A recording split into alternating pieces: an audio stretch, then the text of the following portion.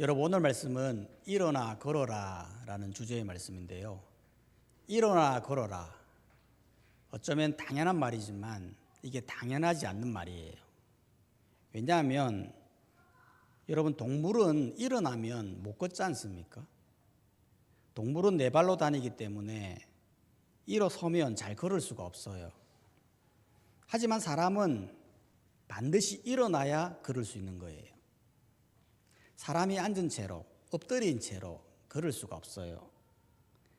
반드시 일어나야 걸을 수 있도록 그렇게 구조로 만들었다는 거예요.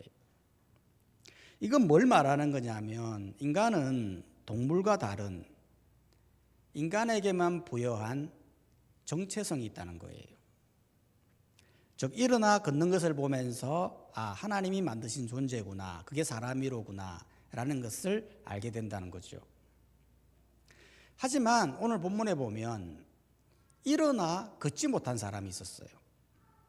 일어나서 걷지 못한다고 하는 것은 이 사람에게 부여한 이 기능을 하지 못하고 있다는 의미죠. 실제로 이 사람은 2절에 보면요, 태어날 때부터 걷지를 못했어요. 사도행전 3장 2절에 보면 나면서 못 걷게 된 이를 사람들이 메고 오니 이는 성전에 들어가는 사람들에게 구걸하기 위하여 날마다 미문이라는 성전문에 두는 자라. 이 사람이 정확하게 누구인지는 모르지만 사도행전 4장에 가보면 나이는 40이 되는 남자거든요. 그런데 이 사람은 태어날 때부터 못 걸었던 거예요. 쉽게 말해 안전뱅이죠. 사람이 태어날 때부터 못 걷는다. 굉장히 심각한 거잖아요. 사람은 활동을 해야 먹고 사는데 일어나지를 못하니 스스로는 뭘 할 수가 없는 거예요. 반드시 누군가의 도움을 받아야 살아갈 수 있었던 겁니다. 그래서 아마 이 사람은 태어날 때는 부모의 도움을 받았을 거예요. 먹여주고 입혀주고 보살펴주고. 근데 이게 평생 갈 수는 없는 거잖아요. 부모님이 돌아가시기 때문에 그런 거예요. 그래서 그가 할 수 있는 일은, 먹고 살기 위해서는 유일하게 할 수 있는 일이 바로 성전에 가서 성전 미문에 앉아서 구걸하는 거였어요.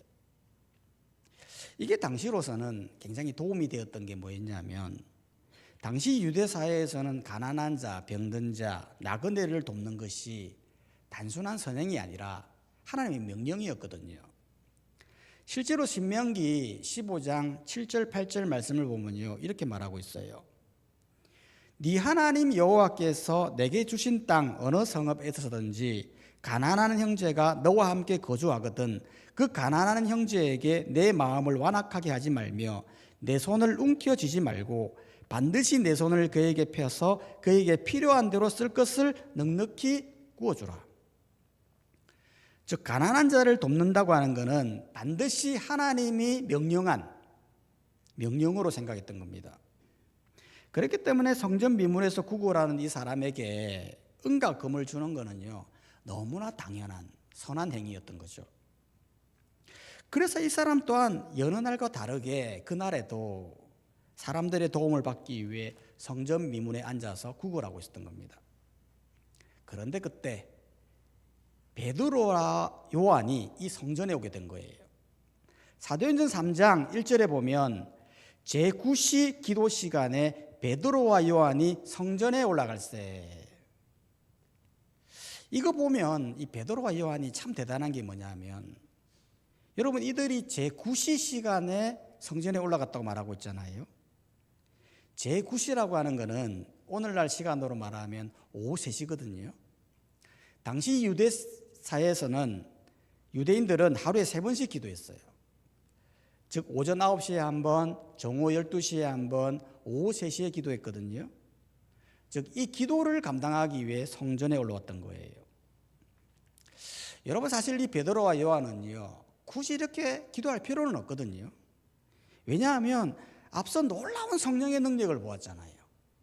성령이 임하니까 방언이 터지고 제자들의 삶이 변하고 공동체까지 변하면서 수천 명의 사람이 세례를 받는 엄청난 기적의 현장에 있었거든요. 그러면 이렇게 기도할 게 아니라 더 많은 사람을 회심시키기 위해, 더 많은 사람들을 살리기 위해 부흥의 현장에 가서 더 노력해야 한다는 거예요. 그런데도 그들은 그렇게 하지 않고 늘 하던 대로 하루에 3번씩 기도하러 왔다는 거예요. 왜 그랬을까요? 왜 부흥의 현장에 있지 않고 기도하러 오는 걸까요? 그 이유는 다른 게 아니죠. 이들은 아는 거예요. 진짜 기도의 능력이 어디에 있다는 것을. 즉 그들은 성령의 능력을 받고 수천 명을 회개시켰지만 그들이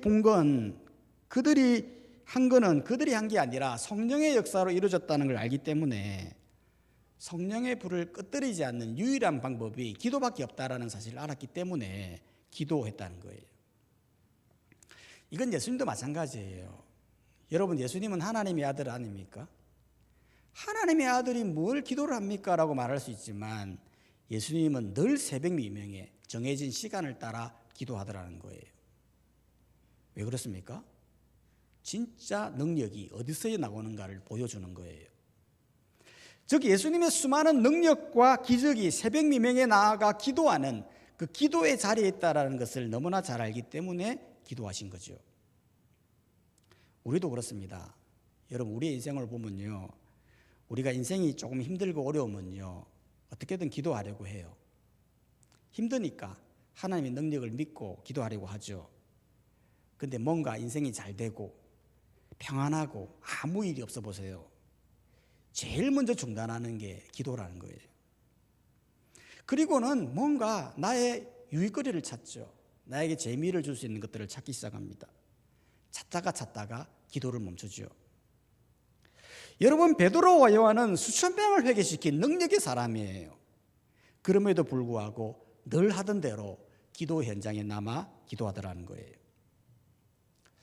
우리는 사실 무슨 배짱으로 기도하지 않는 걸까요? 예수님도 기도하시고 제자들도 기도하여 능력받아 일하는데 우리는 왜 기도하지 않는 걸까요? 우리는 기도해야 합니다. 우리가 기도하기 위해서는 무엇보다도 기도의 시간을 정해야 됩니다. 식사 시간에만 기도하지 마시고 새벽이든 어디든 집이든 직장이든 시간을 정해서 정해진 시간에 기도하기를 바랍니다. 그게 습관이 되어야 어떤 환경이 온다 할지라도 기도하게 되는 것입니다. 성경 퀴즈를 한다면 베드로와 요한이 습관을 따라 몇 시에 기도했습니까?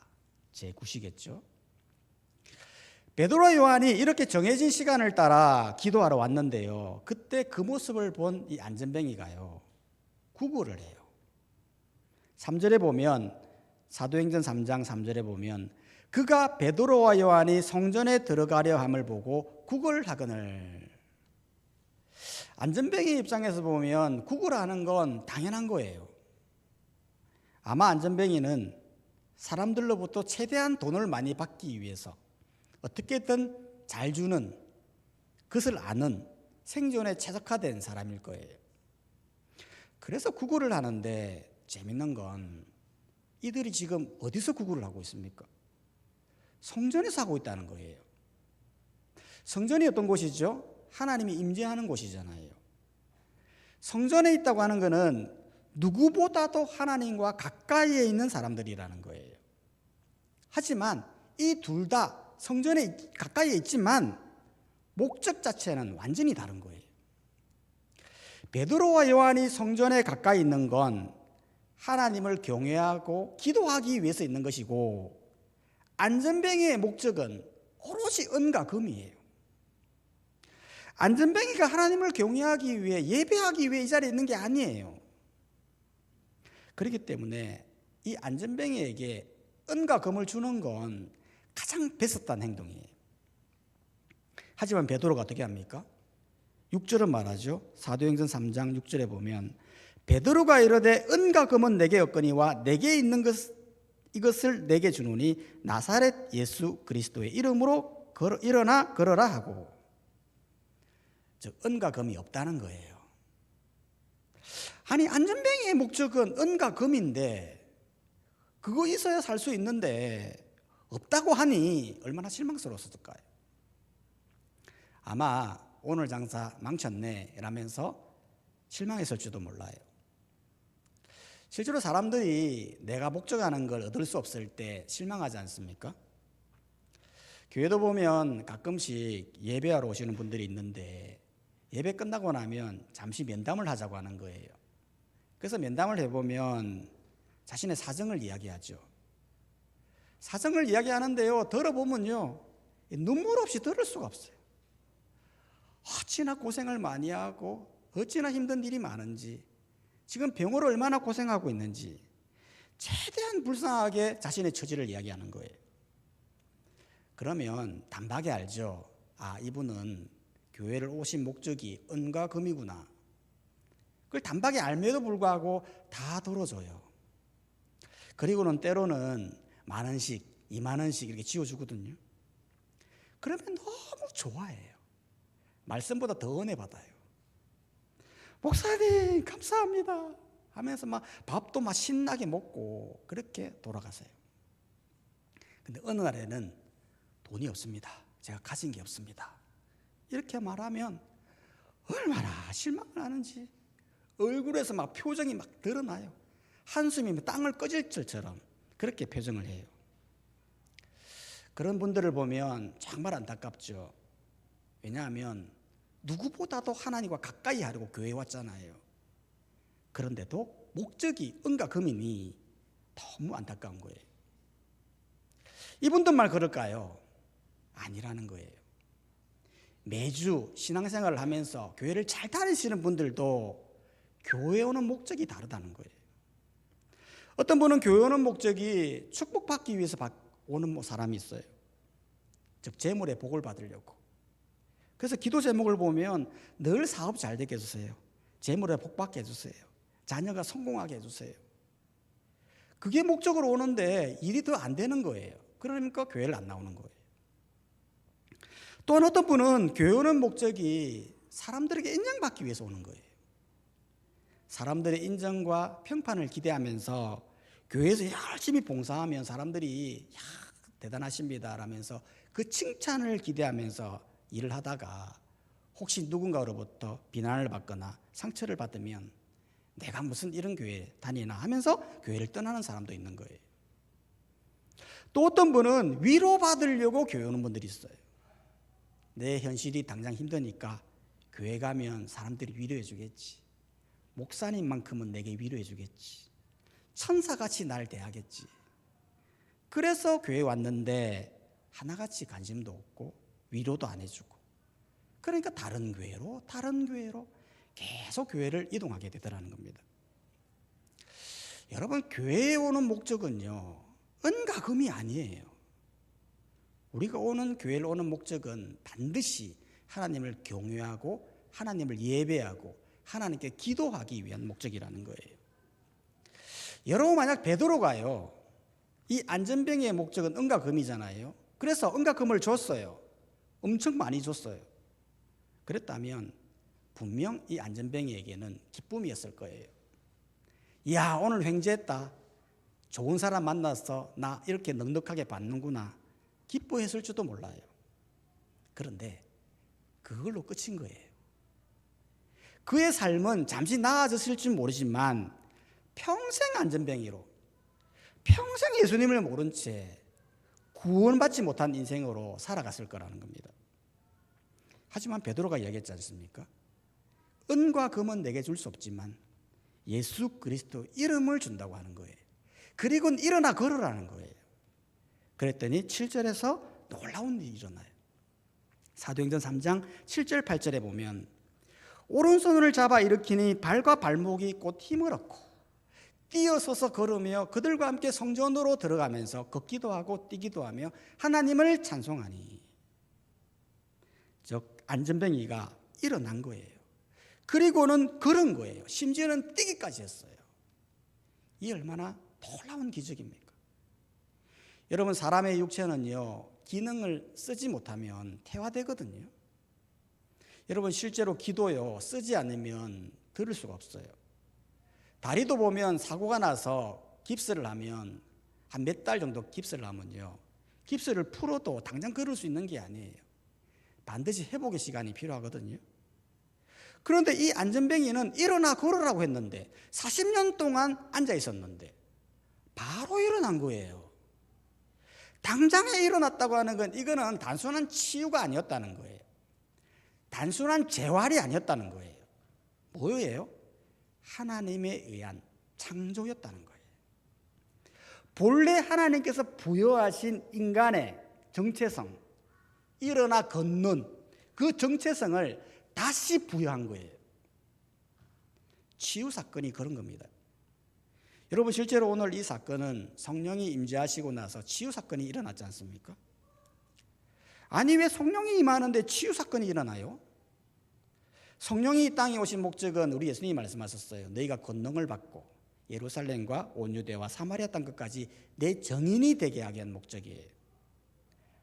그런데 성령이 임하니까 치유가 일어난 거예요. 왜 성령이 임하는데 치유가 일어날까요? 예수님도 보면 예수님이 이 땅에 오신 목적은요, 인류를 구원하기 위함이거든요. 그런데 예수님이 하시는 사역들을 보면 치유 사역을 하세요. 왜 예수님은 치유 사역을 하는 걸까요?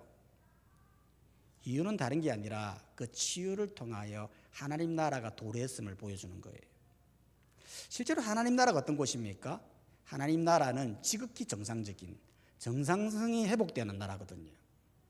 하나님 나라는 사망도 없고 애통하는 것도 없고 병도 없고 고통도 없고 눈물도 없는 완전한 회복과 평강이 있는 나라예요. 그렇기 때문에 그곳에 계시는 하나님이 임재하시면 어떻게 됩니까? 어떤 일이 일어나게 됩니까? 그 하나님이 가는 곳마다 치유가 일어나는 거예요. 비정상적인 것들이 하나님이 가는 곳마다 새롭게 창조가 되는 거예요. 정상적인 모습으로 돌아오게 되는 거예요. 실제로 예수님이 보세요. 예수님이 가는 곳마다 치유가 일어나잖아요. 악한 것들이 떠나가잖아요. 비정상적인 사람이 정상으로 돌아오잖아요. 실제로 여러분 이 안전뱅이도 한번 봐보십시오. 베드로가 나사렛 예수 그리스도 이름으로 걸으라고 했잖아요. 사실 이게 쉬운 일이 아니에요. 왜냐하면 안전뱅이는 알거든요. 내가 걸을 수 없다는 걸 자신이 분명히 알아요. 지금까지 한번 걸어보려고 얼마나 많은 노력을 했을까요? 아마 좋은 의사라는 의사는 다 찾아냈을 거예요. 하지만 지금까지 어떤 사람도 고칠 수 없다는 걸 알고 있었기 때문에 포기하고 인생을 살았어요. 베드로도 마찬가지였어요. 베드로가 안전뱅이 보고 일어나 걸으라 하는 거는 사실 이게 상식적으로 할 수 없는 말이에요. 분명히 앉아서 못 일어나는데 일어나 걸어라 라고 하는 거는 마치 시각장애인에게 이거 봐라, 볼 수 있다, 보세요라고 말하는 것 같은 거예요. 그런데 어떻게 해서 이런 일이 일어날 수 있었습니까? 이게 다 성령의 역사였다는 거예요. 성령이 충만하니까, 성령이 임재하시니까, 하나님이 임재하시니까 그 마음속에 믿음이 생기고 자신감이 생겨 용기를 내어 외쳤던 거예요. 안전뱅이도 마찬가지였어요. 베드로가 하는 말이 하나의 조롱으로 들릴 수 있지만 성령이 임재하시니까 믿음이 생기면서 예수 그리스도 이름으로 걸을 수 있겠다라는 그 믿음이 실제로 걷겠다는 거예요.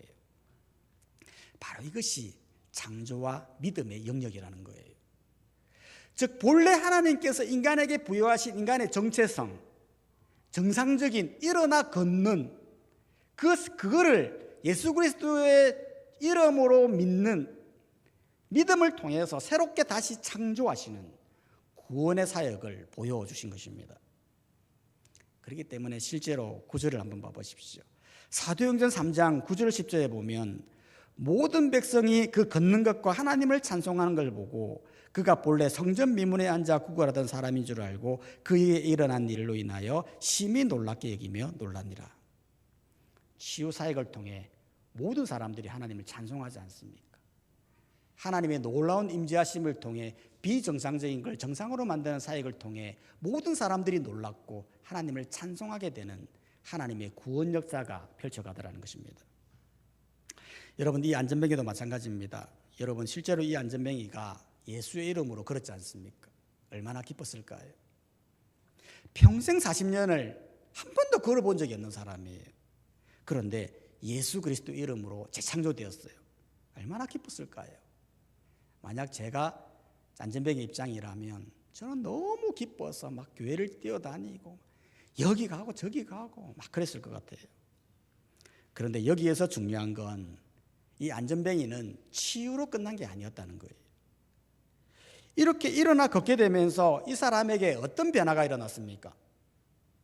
어떤 변화가 일어났냐면 성전에 들어가 하나님을 찬송했다는 거예요. 실제로 8절 말씀을 다시 한번 봐보면 뛰어서서 걸으며 그들과 함께 성전으로 들어가면서 걷기도 하고 뛰기도 하며 하나님을 찬송하니, 즉 이 안전뱅이는 성전에 들어갔다는 겁니다. 성전에 들어갔다는 게 뭐예요? 성전에 있는 목적이 완전히 바뀌었다는 거예요. 성전에 앉아 있을 때는 성전에 있는 이유는 오로지 은과 금이었어요. 그런데 예수의 이름으로 걷고 나서는 성전 안에 들어간 거예요. 그리고는 하나님을 찬송한 거예요. 성전에 있는 이유가, 목적이 완전히 바뀌었다는 거예요. 이게 바로 신앙인이 가져야 할 태도죠. 여러분, 우리는 왜 교회에 있습니까? 지금 왜 예배를 드리고 있습니까? 혹시 물질의 복을 받기 위해 이 자리에 있습니까? 사람들의 인정을 받기 위해서 이 자리에 있는 겁니까? 위로받으려고 이 자리에 있는 겁니까? 우리가 성전에 있는 이유는 오직 하나님을 경외하고 하나님을 예배하며 하나님께 기도하기 위해 이 자리에 있는 줄로 믿습니다. 이 목적을 잘 깨달아서 주저앉아서 은만 구하는, 금만 구하는 그런 인생 되지 말고 예수 그리스도의 이름으로 일어나 정상적인 신앙인으로서 삶의 예배로 하나님을 경외하는 사람으로 하나님을 기뻐하시는 인생, 그런 인생 되시기를 주님의 이름으로 축복합니다. 이 시간 다 함께 찬송가 91장 찬양하도록 하겠습니다.